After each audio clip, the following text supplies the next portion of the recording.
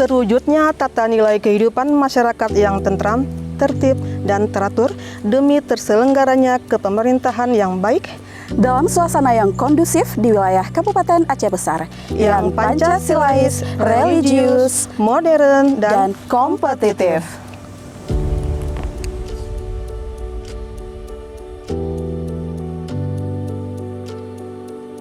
Tugas 1. Pelaksanaan urusan ketatausahaan. 2. Penyusunan program kerja tahunan, jangka menengah dan jangka panjang. 3. Pelaksanaan ketentraman dan ketertiban umum, penegakan kanun, peraturan bupati, dan keputusan bupati. 4. Pelaksanaan kebijakan, pemeliharaan, dan penyelenggaraan ketentraman, ketertiban umum, dan perlindungan masyarakat. 5. Pelaksanaan kebijakan, penegakan kanun, peraturan bupati, dan keputusan bupati. 6. Pelaksanaan koordinasi pemeliharaan dan penyelenggaraan ketentraman dan ketertiban umum, serta penegakan kanun, peraturan bupati, keputusan bupati dengan aparat kepolisian negara, penyidik, pegawai negeri sipil, dan aparatur lainnya. 7. Pengawasan terhadap masyarakat agar mematuhi dan mentaati kanun, peraturan bupati, dan keputusan bupati. 8. Pelaksanaan penerangan kepada seseorang atau kelompok orang tentang aspek-aspek pelaksanaan syariat Islam. 9. Pelaksanaan penerangan kepada seseorang atau kelompok orang tentang adanya peraturan perundang-undangan di bidang syariat Islam. 10. Pelaksanaan upaya-upaya aktif untuk meningkatkan pengetahuan, pemahaman, kesadaran, serta pengalaman masyarakat atau seseorang atau kelompok orang terhadap ketentuan dalam kanun-kanun atau peraturan perundang-undangan di bidang syariat Islam. 11. Pengkoordinasian kesatuan-kesatuan polisi Pamong Praja dan Wilayatul Hizbah. 12.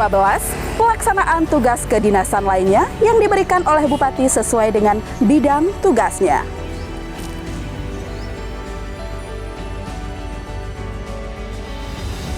Kewenangan 1. Menertibkan dan menindak warga masyarakat atau badan hukum yang mengganggu ketentraman dan ketertiban umum.